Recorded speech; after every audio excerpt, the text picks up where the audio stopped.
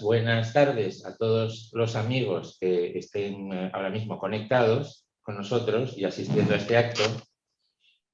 Hoy, en el aula de cultura del Colegio Notario de Andalucía, contamos con la presencia virtual, pero nos hubiera gustado mucho tenerlo aquí, pero no ha podido ser, de Javier Gomá Lanzón, escritor y filósofo. Javier Gomá sostiene que todos somos filósofos nativos, porque todos tenemos una concepción del mundo y de la vida, aunque solo algunos se dedican a escribir sobre ello. En todo caso, la vocación de Javier es una vocación literaria.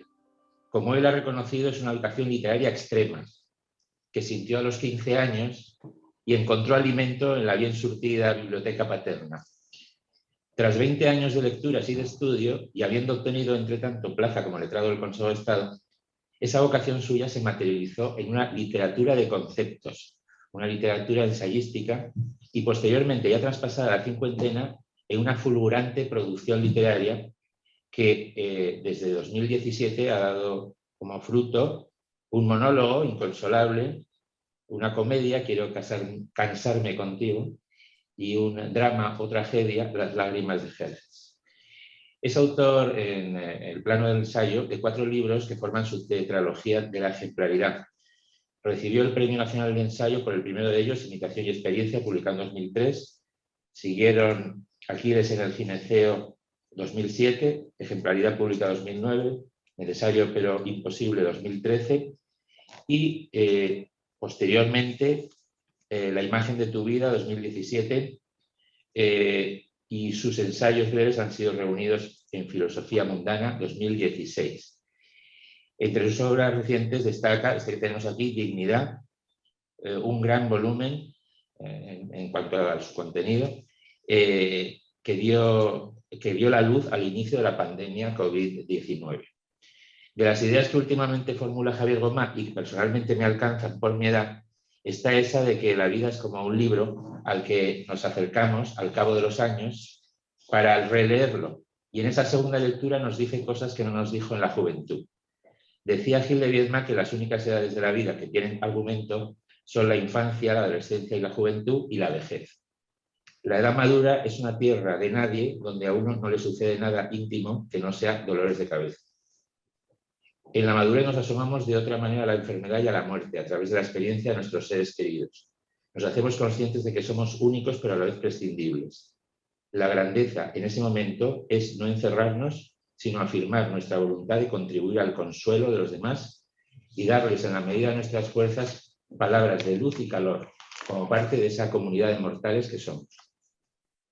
Esa calidad humana de Javier la encuentro también en su deseo de dirigirse al hombre común, al hombre del montón, a esa medianía sin relieve que el elitismo intelectual ha despreciado como masa. Javier rescata a ese hombre común y se dirige a él en una filosofía que él quiere mundana, con esa nota de humor y ligereza que el término implica. Gomá, en una frase que puede resultar llamativa, pide respeto a la vulgaridad, porque dice la vulgaridad es la hija imperfecta que ha nacido de la libertad y la igualdad de que disfrutamos en las sociedades democráticas. En definitiva, la de Javier Gomá es una filosofía vivencial y luminosa, que él saca a pasear por el ágora pública con su generosa disponibilidad para la entrevista y el encuentro, como este nuestro de hoy. Aquí en el Colegio Notario de Andalucía le recibimos con ilusión y con ese especial cariño que sentimos por él como hijo y hermano que es de notarios y conocedor, por tanto, de nuestro día a día profesional. Muchas gracias, Javier, por estar con nosotros. En esta conversación que queremos abierta y placentera, contamos con la presencia del profesor Fernando Llano Alonso, catedrático de Filosofía del Derecho de la Universidad de Sevilla, donde es vicedecano de investigación y doctorado desde 2014. Fernando, además de formar parte de diversos comités científicos y grupos de investigación en distintas universidades de Europa, dirige varias revistas especializadas, ha publicado más de un centenar de trabajos de investigación, destacando monografías sobre Cicerón, precisamente. Hay varios autores que coincidís, otra sobre el humanismo cosmopolita de Manuel Kant, el Estado en Ortega y Gasset, y recientemente Homo Excelsior, en el que estudia los límites ético-jurídicos del transhumanismo. Sus investigaciones actuales giran alrededor de temas como la biomedicina y el bioderecho o la inteligencia artificial ante los retos de la era digital. Entonces, sin más, voy a dar paso o a iniciar esta pregunta. Voy a iniciarla yo para dar paso luego a Fernando, porque tengo una pregunta inicial que no puedo evitar hacer al hijo y hermano de notarios, ¿no?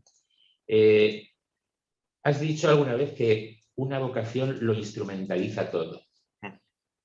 Los libros, la vida, las relaciones familiares y las amistades. ¿Percibiste tú algo así en tu padre? ¿Crees que existe? Porque en esto de vez en cuando nos permitimos alguna broma. ¿Crees que existe una vocación notarial? ¿Cómo se ha vivido en tu familia esa dedicación notarial de tu padre? Gracias, Pachi. Gracias por la presentación, gracias por la invitación. Estoy encantado de charlar un rato con vosotros y con la aspiración suprema de que la gente que ha tenido la amabilidad de dedicarnos un rato lo pase bien con este juego de ideas entre nosotros. Y paso enseguida a comentar tu primera pregunta, que es una pregunta particularmente pertinente, en mi opinión, porque me permite distinguir entre dos clases de vocaciones.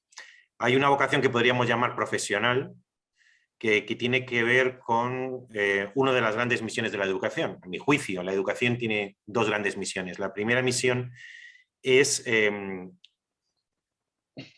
proporcionar al estudiante, hombre o mujer, las reglas necesarias para dominar un oficio. Y con ese oficio ser un buen profesional y ganarse la vida. Y en alguna ocasión he insistido sobre lo importante que es que una sociedad sea una sociedad moderna y que un país moderno es aquel que está compuesto fundamentalmente de buenos profesionales. ¿Qué sería de España si tuviera buenos notarios, pero también buenos taxistas, buenos funcionarios, buenos carniceros, buenos políticos, buenos fontaneros, buenos profesores? Indudablemente eso convertiría a España en un país moderno. Cuando empecé, durante 3 años, acepté colaborar con el diario El País. El primer artículo que escribí, que luego formó parte de mi libro Filosofía Mundana, se llamaba Ganarse la vida. Y ahí pedía incluso una historia de la filosofía, una historia de la literatura, una historia del arte, desde el punto de vista de algo que normalmente callan los historiadores. Es cómo se ganaba la vida la gente.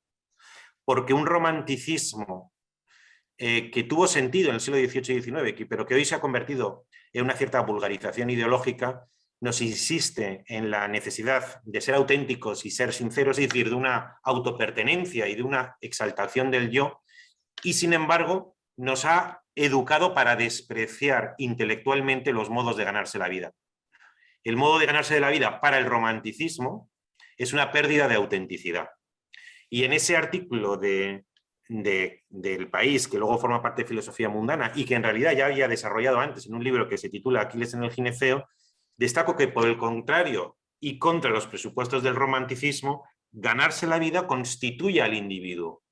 El paso del estadio estético de la adolescencia al estadio ético, que es la madurez, se realiza a través de una doble especialización. La especialización del corazón, por la que eliges una persona con la que fundar una casa, y la especialización del oficio, que es elegir una profesión con la que uno se gana la vida.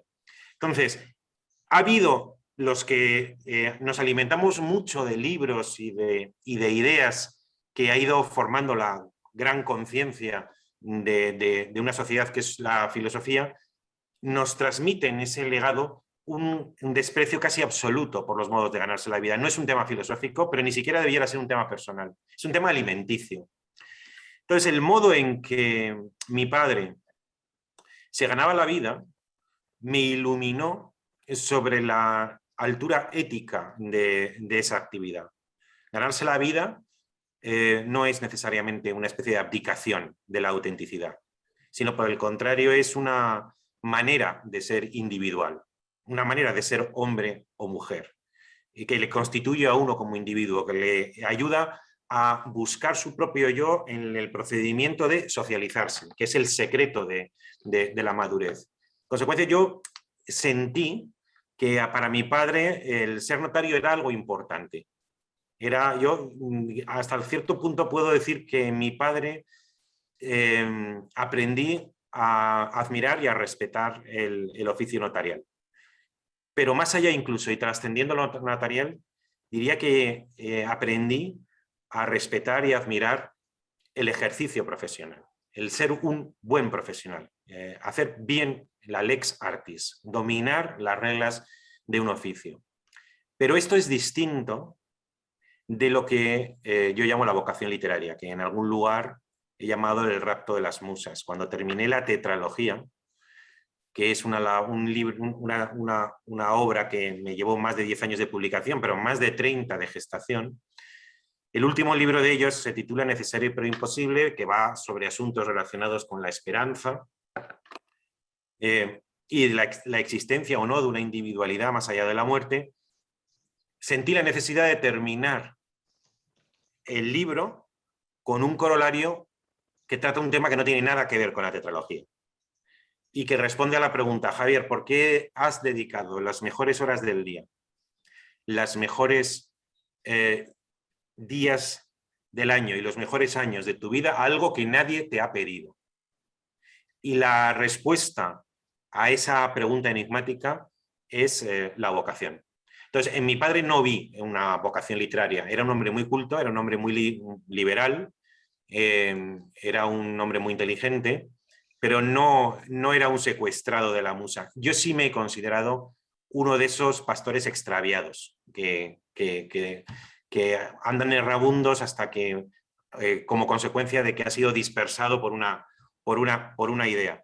Y la paradoja es que algunas veces me preguntan: ¿has tenido algún maestro? ¿Has tenido a alguien? Y además es una pregunta totalmente previsible porque yo hablo mucho de la imitación del maestro en mis obras, la imitación, el seguimiento, el modelo. Y yo, sin embargo, he tenido algo de autodidacta, con lo que tiene de bueno y lo que tiene de malo. Con lo cual no me es fácil, sí puedo hablar de muchas personas que admiro o que han representado una influencia positiva en mi vida, pero un maestro no es fácil. Cuando me preguntan sobre un maestro, suelo contestar que el principal maestro que he tenido ha sido la biblioteca de mi padre. La biblioteca de mi padre. Donde además me sentí con esa perdición propia de que tiene vocación literaria. Resumiendo, encontré en mi padre una vocación profesional, me ayudó a despertar mi curiosidad incluso filosófica por la importancia, incluso en la realización de un individuo, en progresar del estadio estético, la adolescencia, al estadio ético, la madurez, a través de la doble especialización, también la del oficio. Pero no era un hombre de vocación literaria, aunque la biblioteca, que él reunía una biblioteca extraordinaria, no amplísima, pero bastante amplia y sobre todo bien escogida, alimentó indudablemente la vocación literaria que he tenido. Además ha sido, bueno, lo primero que quisiera es agradecer la oportunidad que me ha dado esta casa a través de Francisco Aranguren de estar hoy aquí entrevistando con Paco Aranguren, ni más ni menos que a Javier Gomá. Para mí es un momento muy especial, se lo decía él antes, digamos, fuera de este acto en sí. Y también ha habido una sintonía absolutamente, natural entre las preguntas que ha elaborado Pachi y las que he elaborado yo, porque la primera justamente va un poco al hilo de esto que Javier Gomá decía antes del rapto de las musas, del surgimiento de su vocación literaria. Yo comenzaría, Javier, mi pregunta enfocándola desde tu perspectiva. Hemos hablado de tu padre y yo me gustaría enfocar esa pregunta, que ya ha respondido en parte, en Javier Gomá. Es decir, ya como ha comentado Aranguren, se ha dicho que perteneces a una familia de juristas, tu padre fue un prestigioso notario, como también lo son tus hermanos, y por eso, aprovechando que estamos precisamente en una sede como esta, la del Colegio Notarial de Andalucía, que es una institución por excelencia que representa la seguridad jurídica, la certeza del derecho, pues me gustaría comenzar preguntándote sobre el momento en el que, si lo recuerdas, en el que se produjo ese rapto de las musas al que te referías antes, ¿no? Es decir, tu enamoramiento, por decirlo en tus propios términos literarios y en lo de también los términos de Javier Marías, que tiene ese libro de los enamoramientos, es un libro precioso, por cierto. ¿Cuál fue el origen de tu vocación filosófica? fue una vocación total, ¿no? Que se ocupa de todo, pero lo que querría saber es si recuerdas en cierto modo si fue una vocación espontánea, ¿no? Y qué motivos fueron los que finalmente te llevaron a decantarte profesionalmente para ganarte la vida, que es un término también muy bonito tuyo, para ganarte la vida como filósofo antes que como jurista, teniendo en cuenta que lo podías haber hecho perfectamente. Has tenido grandes maestros que te reconocen como uno de los mejores alumnos, pasando por la Complutense, y además después no solamente eso, sino que consigues el número 1 en las oposiciones al Cuerpo de Letrados del Estado en el año 2003. Es decir, que por elección, nunca mejor dicho, le decía Ortega que la elección era algo que tenía que ver con la elegancia, ¿no? De la elección del individuo. Y tú elegiste eso, ¿no? Es decir, pudiendo haber hecho otra cosa y habiéndolo hecho también muy bien. Entonces, para quien es un filósofo del derecho de formación y de vocación, como es mi caso, a mí eso me resulta muy atractivo, ¿no? Esa opción, esa vocación tuya y esa elección que hiciste en su momento. Fernando, también yo estoy encantadísimo de charlar contigo y claro, uno no puede desear un mejor interlocutor que el que tú lo representas. Yo sí lo recuerdo. Como todo, hay una recreación poética. Hoy estaba leyendo, no sé, estoy leyendo por razones varias, no la obra completa, pero estoy leyendo uno detrás de otro libros de Agustín de Hipona. Y uno es el de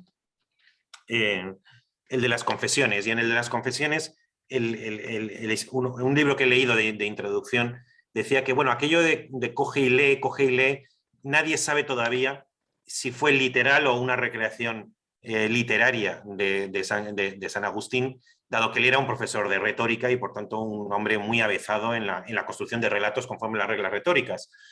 Entonces, yo sí recuerdo exactamente lo que me ocurrió. Cuando lo cuento, normalmente lo idealizo un poco, no en el sentido de que idealice la escena, sino que hablo de rapto por las musas, que por supuesto ni hubo rapto, ni hubo musas, ni nada por el estilo, sino que fue al principio del segundo de BUP. Yo tenía 15 años en el otoño de 1980. Supongo que sería un problema de hormonas, Fernando, eso no lo sé. Pero lo que ocurrió es que cayó en mis manos, sugerido por alguien, el cántico espiritual de San Juan de la Cruz con sus comentarios, y aun cuando no leí, hace poco acabo de leer las obras completas de San Juan de la Cruz, pero con 15 años no las leí.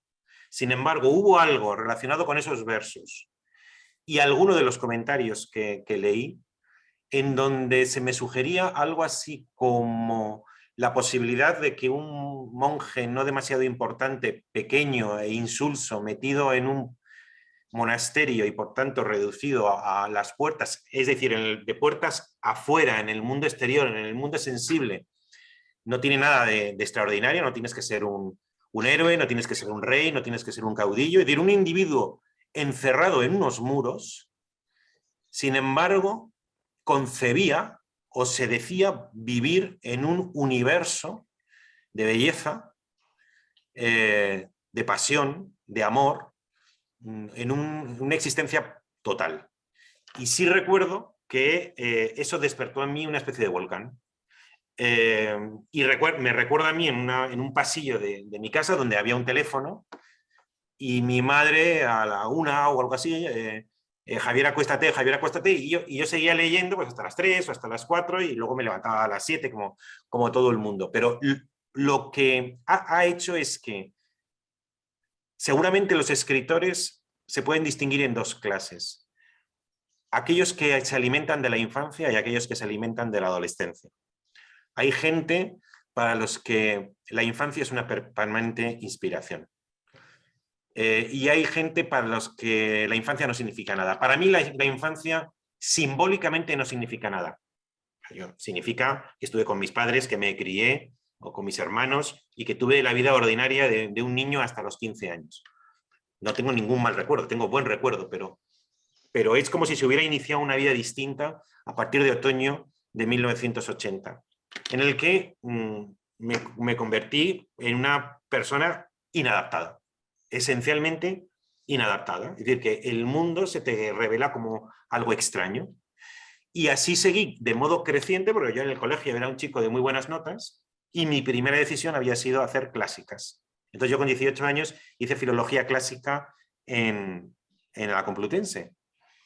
Y mi padre y mi madre eran liberales, pues haz lo que te gusta. Cuando pasaron unos años y veían que además era un estudiante relativamente mediocre, alguna vez recuerdo que me decían, oye, me decía mi padre, haz lo que quieras, pero por lo menos hazlo bien. Y no lo hacía bien, porque me di cuenta que yo no era filólogo. Además, yo cuando entré en filología clásica, a veces digo, entré en una universidad o en una facultad pensando que hacía una carrera de letras y en realidad estaba haciendo una carrera de ciencias. La filología entonces, en el año 1983, 84, filología clásica, era una carrera de ciencias. La literatura, la filosofía, la historia del pensamiento era secundario respecto a la sintaxis, la morfología, la métrica y tantas otras cosas más de lingüística, por decirlo así.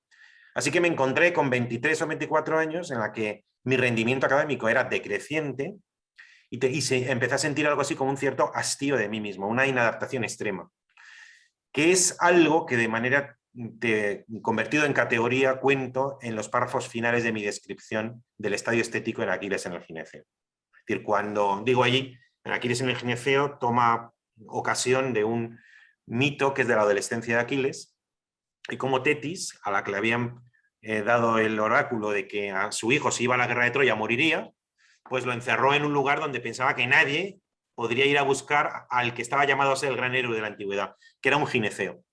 Y entonces ahí cuento cómo un adolescente viril y belicoso y guerrero, sin embargo, vive vestido de mujer entre mujeres en un gineceo.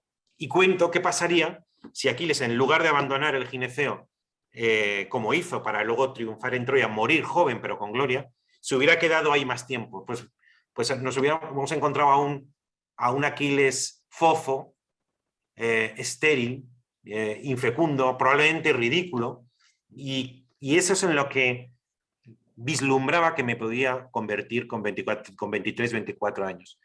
Aparte de problemas sentimentales, porque hablo de especialización del corazón y especialización del oficio. Así que en determinado momento, que también tiene lugar en un sitio del norte,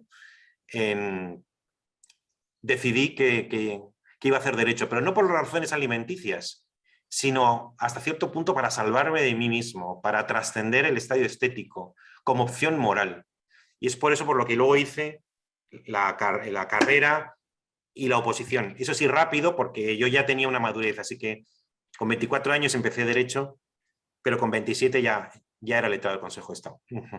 Era mi decisión de salir del gineceo e ir a Troya. Y todo eso lo conté luego en Aquiles en el gineceo.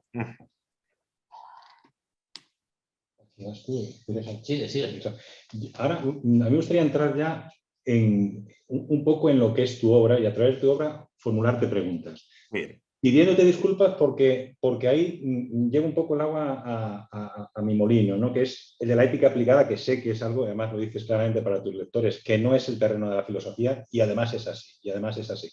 Pero no me resisto a preguntarte algunas cosas por deformación profesional y como docente también de filosofía en el derecho en este caso. Bueno, y también has sido tú una persona comprometida en la defensa de la filosofía. De hecho, hay un libro precioso del que tú haces el prólogo, que se llama Huérfanos de Sofía, un libro escrito por profesores de filosofía que elogia y defiende precisamente la presencia de su disciplina en los planes de estudio, ¿no? Y defines ahí precisamente en ese prólogo la filosofía como un universal antropológico, como vocación literaria, como institucionalización de la enseñanza de una tradición de grandes sistemas. Bien, teniendo en cuenta la aportación de la filosofía, la que ha venido haciendo desde la polis griega, desde el origen mismo de lo que es la filosofía, hasta la moderna sociedad abierta, como diría Popper, en el desarrollo de conceptos tan centrales, tan importantes, pues no sé, como por ejemplo el bien común, la ciudadanía, la dignidad, la libertad, la solidaridad, la justicia social, a la que te refieres tantas veces. ¿Cómo explicamos, cómo se explica que cada reforma de los planes de estudio sea impeius, sea para empeorar precisamente la presencia central, nuclear, enriquecedora de las humanidades y en particular, decías antes, el latín, el griego, pero por supuesto de la filosofía? ¿Cómo es posible esto? Y al hilo de esa pregunta, puedes contestar, sí, por supuesto, como tú consideres, ¿no? Pero son un poco una serie de preguntas hilvanadas, ¿no? Al hilo de esto, ¿tiene sentido hoy en día estudiar filosofía para algo más que enseñar filosofía? ¿Tiene sentido para algo más que eso? Digo, en sentido profesional. Yo me pregunto, es una pregunta retórica, ¿no? Que por supuesto, bueno, yo para esto, para mí tengo una respuesta, pero no sé, ¿no? Ahí sí que me gustaría que compartieras con nosotros tu punto de vista. Sin filosofía, ¿qué futuro le aguarda a una sociedad que olvida el legado del humanismo, la capacidad de pensar por nosotros mismos, el reconocimiento de la dignidad igualitaria, como diría Charles Taylor? Y por último, ¿qué profesionales estamos formando en las universidades? Esto lo digo como autocrítica. Cuando se prescinde del conocimiento de lo que no se considera útil, como diría Nuche Ordine, ¿no? Cuando prescindimos de esto, ¿qué profesionales estamos formando? Yo pienso en clave también jurídica, del ámbito del derecho. Aquí tenemos un ejemplo que es Francisco Aranguren, que es un jurista que conoce obviamente el derecho positivo, pero va más allá de lo que es el derecho positivo. Tiene una cultura jurídica amplia y eso marca la diferencia. ¿Por qué? Precisamente porque tiene una formación humanista y una visión del derecho humanista, ¿no? Y entonces, para mí un poco el motivo de intranquilidad, por decirlo así, es qué futuro le aguarda a los estudiantes de universidad y en concreto a los que estudian Derecho, ¿no? Como otra disciplina para los que estudian Derecho. ¿Qué futuro les aguarda cuando ese derecho se está deshumanizando, como muchas otras disciplinas también, digamos, en ciclos anteriores, también en el bachillerato? Y bueno, esto quería plantearlo como pregunta, pero también un poco como reflexión, para saber tu punto de vista con mucho más criterio que el mío. No, eso último no. Pero, vamos a ver, en la primera pregunta he esbozado dos de los grandes fines de la educación, a mi juicio, y me he centrado sobre todo en el primero. El primero es crear buenos profesionales, decía. Y el segundo fin de la educación no es crear buenos profesionales, sino crear buenos ciudadanos. Y el profesional es el que conoce las reglas de un oficio por el que presta un servicio a la sociedad valioso, tan valioso que la sociedad es capaz de renunciar a lo que más quiere el individuo, que es su propio dinero, y remunerarlo. Pero el ciudadano yo lo defino como alguien consciente de su dignidad.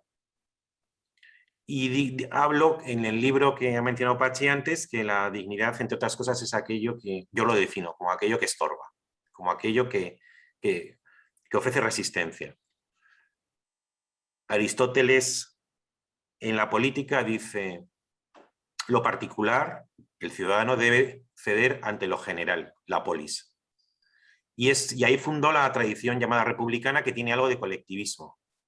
La virtud para la tradición republicana consiste en la virtud pública, la virtud republicana consiste en sacrificar el interés particular para subordinarlo al interés general de la polis o al interés general de la patria.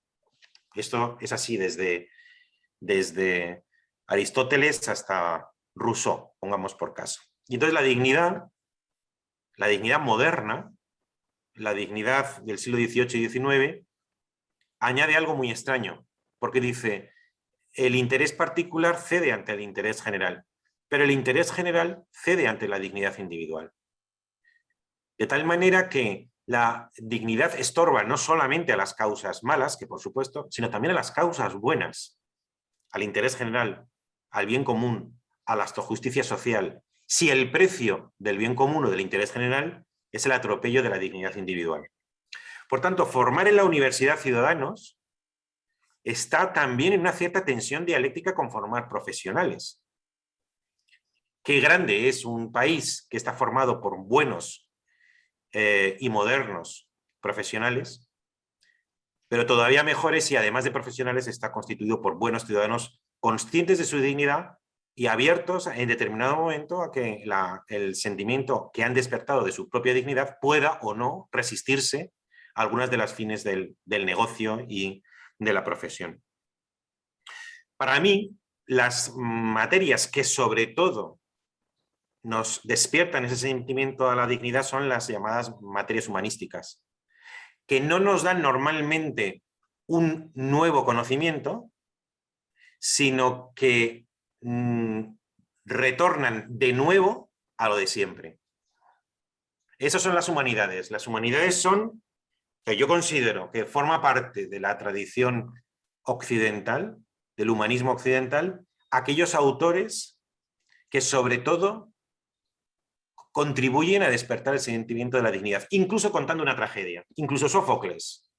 No podemos hablar de que Sófocles se produzca una justicia retributiva en la que a cada uno se le da lo suyo, no. Pero en Sófocles, cada uno de los personajes, aun claudicando al destino, nos recuerdan la grandeza y la altura de la condición humana, como el famoso coro de Antígona, donde habla de la importancia de la naturaleza humana. Entonces, en un plan de estudios bien formado, tiene que haber elementos que no solamente nos sirvan para desarrollar una buena profesión, ser buenos ingenieros, ser buenos arquitectos, que también, sino otras que, aunque aparentemente no contribuyen directamente a la formación de profesionales, sin embargo, despiertan un apetito o un sentido para algo que no sirviendo para algo inmediatamente productivo, sin embargo, tiene que ver con una excelencia que reside en cada hombre y cada mujer. ¿Cuál ha sido el problema? Sobre todo desde las reformas de Bolonia, las famosas reformas de Bolonia de los años 90, que se ha apreciado que muchas escuelas y muchas universidades eran una fábrica de parados, porque la sociedad demandaba unas profesiones que la universidad no estaba dando. Entonces, ante el riesgo de que las universidades sean una fábrica de parados, pensaron que la manera de corregir a las universidades era hacer universidades más aplicadas, donde se pusiera más el acento en la adquisición de artes o de reglas que sirven para desarrollar una función práctica. Es decir, han puesto mucho más el acento en la profesión que en la ciudadanía. Y claro, eso tiene un riesgo, y es que por algún motivo, desde los años 90, no hemos reducido ese misterio más grande que el misterio de las Bermudas, y es por qué España sigue en un mínimo de un 8, 10 o 12% de paro estructural. ¿Por qué España tiene un paro estructural que no asume? ¿Por qué no tiene lo que otros países? ¿Por qué nosotros tenemos que asumir que al menos un 8 o 10% en los buenos tiempos de nuestra población activa está parada? No lo sé. O sea, no hemos mejorado mucho en esos términos, y sin embargo es muy posible que se hayan reducido aquellas humanidades que nos instruyen para algo que no sirve para nada, pero que eleva nuestra categoría, que es la ciudadanía. En cuanto a la filosofía, Fernando, yo tengo una opinión matizada. ¿Por qué? Pues porque lo que normalmente das en el colegio, incluso en la universidad, no es filosofía, es historia de la filosofía. Y entonces, y luego además, tal como yo lo concibo, la filosofía tiene más que ver con la literatura, tiene más que ver con la sensibilidad, con la imaginación, luego conceptualizada, que con un trabajo editorial o filológico o historiador, que es importante, pero que está más cerca quizá de otras disciplinas que lo que normalmente entendemos por filosofía. Está bien aprender historia de la filosofía, como está bien aprender historia del arte o historia no sé, de la retórica o del teatro. Pero cifrar la salvación de lo humano o la importancia de la ciudadanía en pequeñas píldoras de filosofía que se daban en segundo o tercero de grupo, hoy se da primero o segundo de bachillerato, es mucho fiarlo. Por eso yo, y con eso termino, igual que Platón tenía como una gran reverencia a los sabios, a los 7 sabios, a Solón, a Tales, y decía que él no era un sabio, sino que era un amante de la sabiduría, y por eso se autocalificó de filósofo, no de sofoi, no era uno de los sabios, sino que era un amigo de la sabiduría. Yo a veces pienso que en los colegios y en las universidades, más que transmitir conocimiento, habría que transmitir amor al conocimiento. Porque lo que puedas dar en filosofía en segundo de bachillerato es una pildorita de Platón, una pildorita de Descartes, 3 ideas de Marx, 2 ideas de Ortega y Gasset, que no sirven para mucho. En cambio, si tú logras transmitir en el chico o en la chica, no tanto un pequeño conjunto de conocimiento, sino amor al conocimiento, esa llama que prende en el corazón de un chico, en virtud del cual no se limita a aprenderse de memoria esos pequeños compendios, esos resúmenes, esa especie de conocimiento un poco wikipédico de cada uno de los grandes de la antigüedad, sino que despiertan en él el amor, el enamoramiento por la disciplina, entonces eso hará que lea, que estudia, que reflexione, que se enamore de la asignatura más allá del cumplimiento estricto de un currículum. Y para eso necesitamos buenos maestros, que no solamente son profesores, ¿no? Que son maestros que ellos mismos tengan esa llama de enamoramiento y sean capaces de transmitirlo. Y termino, yo no soy del todo crítico crítico, la palabra no es crítico, sino me gusta ver también el lado que hay de pacto de Estado. Es decir, es cierto, cada gobierno tiene el capricho de transformar la ley de educación. A veces incluso le da el nombre de nueva ley de educación. Pero a veces pienso, aunque a lo mejor es un pensamiento voluntarista, en realidad el 90% sigue igual. Hay una educación privada, una educación concertada, una educación pública, es de los 6 a los 18 años, hay primaria, secundaria, hay bachillerato, hay formación profesional. Es decir, el gran pacto del Estado sigue. Luego cambia que si hay una hora más en filosofía, o hay deporte, o hay inglés, o hay tecnología,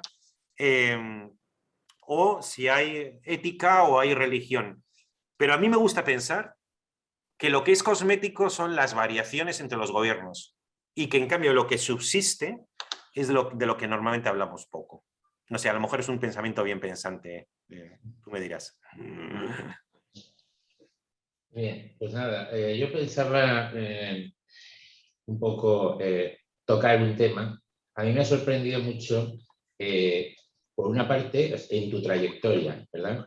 Esta primera etapa de 10 años de publicación, que tú la has definido como un desarrollo de una idea concebida de forma unitaria, pero que la única forma de desarrollarla fue de forma fragmentaria, ¿no? En varios libros, ¿no? Sí. Entonces, esto, digamos, daba la sensación de un sistema filosófico, lo que siempre le achacan a Ortega que no tenía, ¿no? Un sistema. Entonces tú empiezas muy joven creando un sistema o forjando un sistema. Y a mí realmente los sistemas me son antipáticos en general. O sea, digamos, yo siempre recuerdo a Nietzsche cuando decía la palabra mata, todo lo fijo mata, ¿no? Entonces, creo que la palabra es viva y tiene que ir en el tiempo adquiriendo sentido, ¿no? Entonces, sin embargo, hay una segunda etapa en que de repente surge la vocación teatral, que quizás existía antes, y cambia totalmente el registro. Y he leído una cosa que me ha gustado, porque además revela tu conocimiento del derecho, ¿no? Que dice que es que a partir de determinado momento has ido dándote cuenta de que gran parte de la vida es suelo no urbanizable. Sí, Y por tanto, no cabe someter a razón o sistema una gran parte de la vida de las personas, ¿no? Cosa que me parece una humildad respecto del primer planteamiento como sistema completo y tal, que es un cambio de sentido y que creo que eso es lo que te ha llevado al teatro, ¿no? Esa parte no urbanizable de la vida. Sí. Bueno, te cuento con mucho gusto, Pachi. Retomando el principio de la conversación sobre la vocación, yo suelo decir, hay gente que tiene muchas ideas. Yo solamente he tenido una. Solamente he tenido una y la he cuidado, la he mimado, la he pensado a fondo. Y luego, esa idea tenía ramificaciones en diferentes disciplinas. Entonces, tiene algo que decir al derecho, tiene algo que decir, que son sobre todo el concepto de costumbres, tiene algo que decir a la ética, tiene algo que decir a la antropología, tiene algo que decir a la sociología, a la ciencia política, hay una teoría sobre la política y los políticos, tiene algo que decir a la propia condición de la filosofía, que ahora voy a mencionar, tiene algo que decir a la poética, a la estética, tiene algo que decir a la teología. Si quieres llamarle a eso un sistema o no, en una de las introducciones de la recopilación de la tetralogía, hablo de que es una idea que es un sol en torno al cual giran una serie de planetas. Entonces sí que es una idea omniabarcante, una idea que tiene ramificaciones en diferentes disciplinas, ¿no? Yo digo, de toda filosofía, yo llamo filosofía sistemática a la que responde a dos preguntas. ¿Qué hay en el mundo? Pregunta ontológica. ¿Qué hay que hacer con lo que hay? Pregunta pragmática. Y yo tengo una respuesta a esa pregunta. Lo que ha dicho normalmente la filosofía es: ¿qué hay en el mundo? El ser lingüístico, el ser como universal abstracto. ¿Qué hacer con lo que hay? Comprenderlo a través de un proceso de abstracción. Y yo digo, ¿qué hay en el mundo? Hay un universal concreto del ejemplo. ¿Qué hacer con el mundo? ¿Qué hacer con lo que hay? Seguirlo, imitarlo, reiterar el ideal de la ejemplaridad.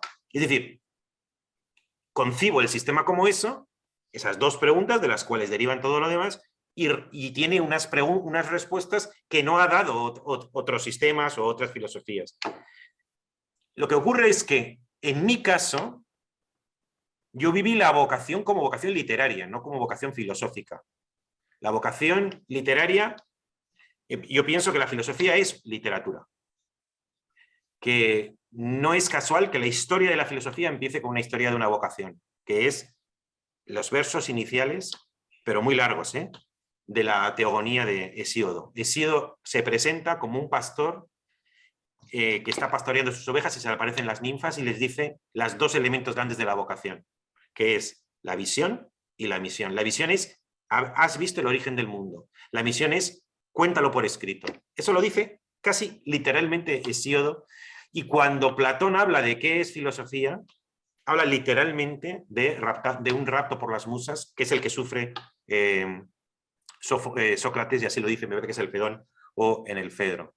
¿Por qué? Porque la filosofía, como la literatura, nunca es objeto de verificación científica. ¿Quién ha verificado a Platón? Nadie. Tiene la misma verificación que Sófocles. ¿Quién ha verificado a Hegel? Nadie. Tiene la misma verificación que Goethe. ¿Quién ha verificado a Tolstoy? Nadie. O a Nietzsche o a Husserl. Nadie. La misma verificación que Proust. ¿Cuál es la verificación? El consenso general que se va trenzando sobre la verdad literaria que contiene un texto. Entonces, en mi caso, incluso, las primeras manifestaciones de mi vocación no fueron filosóficas, aunque siempre he leído filosofía, sino escribí poesía, escribí cuentos, escribí 2 novelas cortas. Cuando vi que el asunto estaba lejos de agotarse, es cuando, por ese rodeo que fue la doble especialización en mi vida, que fue primero buscar una persona y buscar una profesión, luego decidí escribir un libro donde contaba fundamentalmente la visión. Y no era, lo que os tengo que confesar es que cuando a partir de los 29, 30 años intenté escribir el libro, yo me quedé atascado, no me salía. No me salía, no sabía por dónde entrar. Y fueron pasando los años y lo que sentía sobre todo era mucha ansiedad. Mucha ansiedad. Hasta que se desatascó. Y se desatascó cuando decidí no escribir un libro, sino 4. Lo cuento en Imitación y Experiencia, que es mi primer libro. Ya digo que voy a escribir un libro que se llama Aquiles en el gineceo, y tiene un capítulo que se llama Ejemplaridad moral o ejemplaridad pública, y otro que se llama Necesario pero imposible. Es decir, está ya el germen de los 4 libros que fueron saliendo los 10 años posteriores. Pero ya contestando a tu pregunta, primero, yo no veo la filosofía distinta de la literatura. Por tanto, el tránsito en la filosofía, el teatro o la novela no es un tránsito abrupto. Es simplemente que la emoción poética puede bien definirse o bien recrearse. Si la defines, eres filósofo. Si la recreas con un verso o con una narración, eres un poeta o eres un novelista. O si la recreas a través de una escenografía, eres un hombre de teatro. Pero no hay un salto cualitativo, a mi juicio. Sí lo hay si pasas de la filosofía a la ciencia, o de la literatura a la ciencia, pero entre la filosofía y la poesía o el teatro no lo hay. Pero como tú muy bien dices, ahí había algo más. En Ejemplaridad Pública, yo ya mencioné la importancia de recuperar el espacio público. Tiene un capítulo, Ejemplaridad Pública, que se llama Sobre un acto público, y que, bien leído, puede ser entendido 2009 como un anticipo de lo que luego vendría. Luego, además, a mí me ha gustado siempre dar conferencias, es decir, estar en el escenario, cultivar la atención prestada por el público presente. Cuando presenté uno de mis libros, le pedí a José Luis Gómez que leyera 2 de los microensayos que formaban parte de Filosofía Mundana. y se hizo clarísimo que a mí no solamente me interesaba la palabra escrita, sino la palabra dicha, porque José Luis Gómez evidenciaba que era una palabra no solamente para ser leída, sino también para ser escuchada, una palabra dicha. Pero luego, como tú muy bien dices, tiene que ver, y con esto ya, digamos, redondeo el argumento, con ese suelo no urbanizable. ¿Qué quiere decir? Que es que la filosofía tiene algo muy a favor y tiene algo en contra. La filosofía, en primer lugar, ignora el tiempo. La filosofía escribe como si no existiera antes y después. Y sin embargo, los hombres y las mujeres somos seres narrativos. Si yo te pregunto, Patxi, ¿quién eres? No me contestas con eres un animal y un bípedo implume, sino me cuentas una historia. Me cuentas dónde naciste, quién eran tus padres, tu madre, tus hermanos, tu infancia. Me cuentas la historia de tu vida, porque somos seres narrativos, en los que se incluye el tiempo. Y la filosofía no tiene buena relación con el tiempo. Y en segundo lugar, la filosofía ilumina. A veces he puesto el ejemplo de cómo es el casco del minero. No puede evitar iluminar aquello que toca, lo cual es bueno, pero tiene el inconveniente de que encierra a veces una esencia fluyente, como es la esencia humana, en la jaula del concepto. Lo mineraliza, lo paraliza y no le hace justicia al drama humano, que a veces he definido como el drama de poseer una dignidad infinita, ser conscientes de que poseemos una dignidad infinita, pero estar abocados a la indignidad del sepulcro, con independencia de las creencias religiosas. Y claro, eso ¿cómo apresamos esa zona misteriosa, esa zona irreductible al concepto, esa zona oscura, sin iluminarla con el concepto? Porque cuando la iluminamos con el concepto, estamos traicionando su verdadera esencia, que es una esencia misteriosa, es una esencia a veces oscura.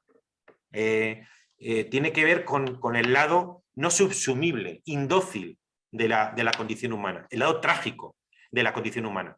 La filosofía habla de la tragedia, pero por su propia naturaleza es impermeable a la tragedia, porque es sistemática, es universal, es abstracta, es estática.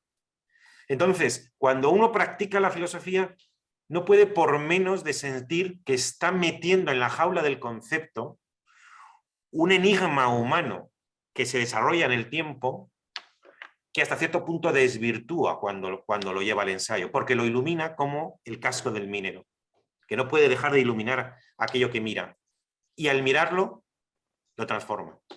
Entonces el cambio, el teatro te permite enseñar sin explicar, te permite mostrar sin sistematizar, te permite compartir sin conceptualizar.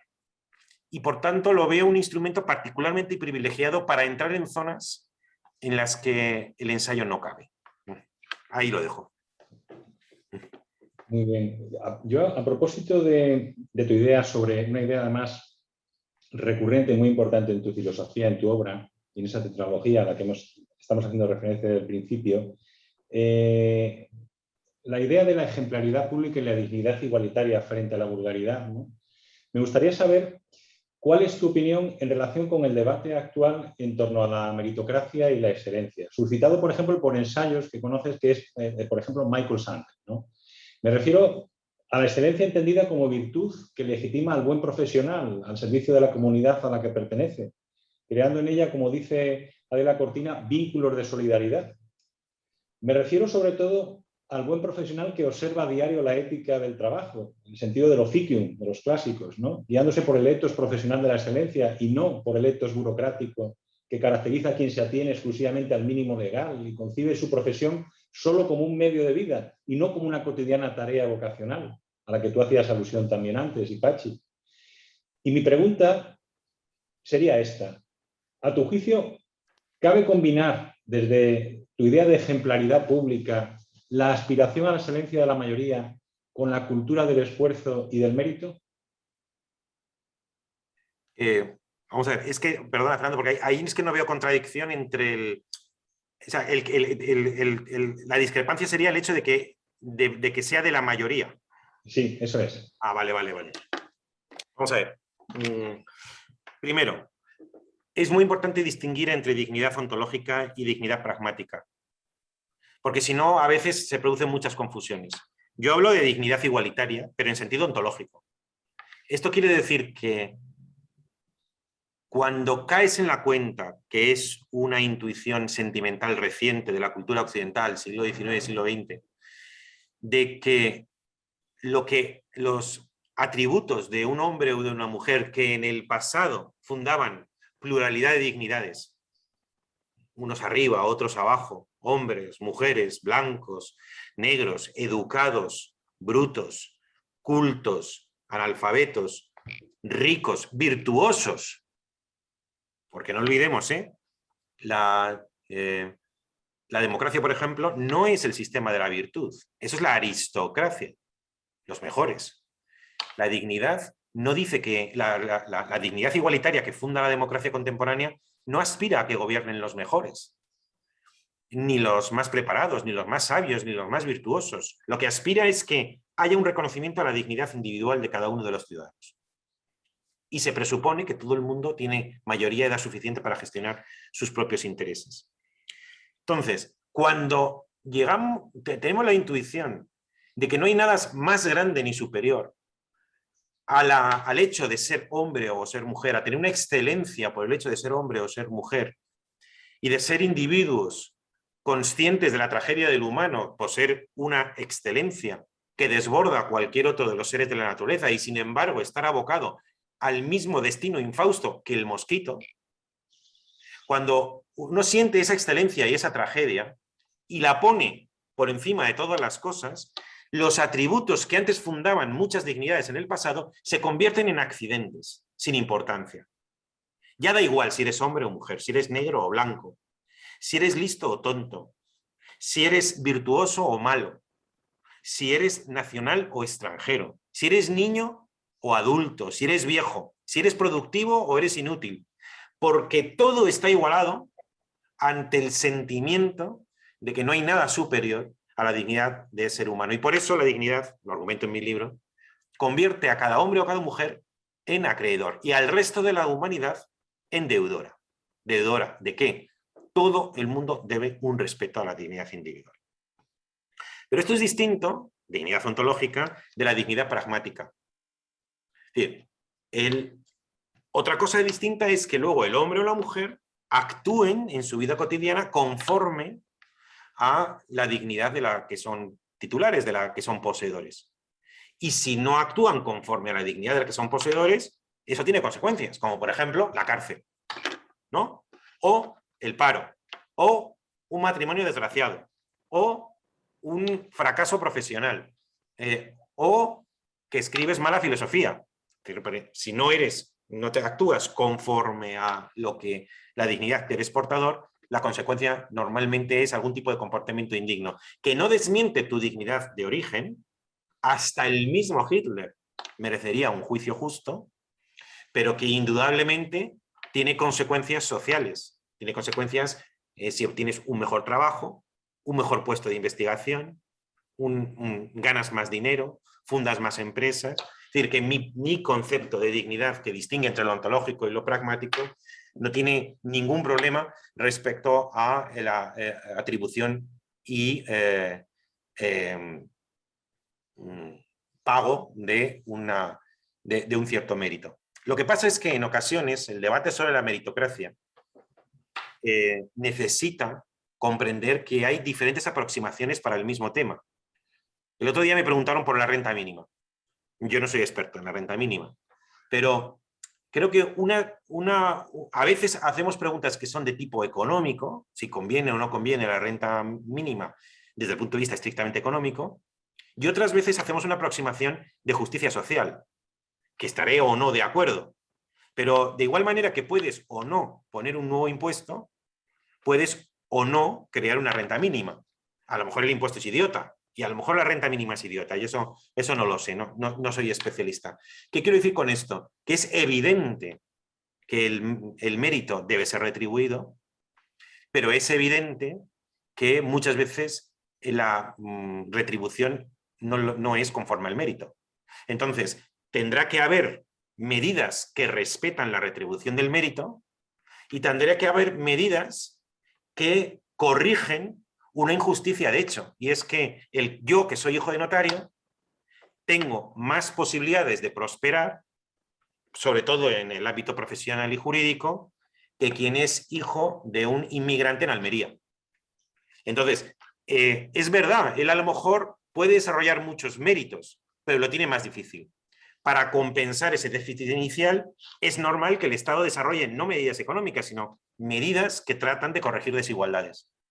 ¿Quiere decir esto que el que sea una persona meritoria y apruebe las oposiciones, es injusto que apruebe las oposiciones de notaría y que obtenga primero la plaza de notario y luego otra plaza mejor por restringidas? En absoluto. Pero es que creo yo que el método que nos aproxima al problema es distinto. Uno, la conveniencia de retribuir el mérito, entre otras cosas, porque así se anima al mérito y al esfuerzo.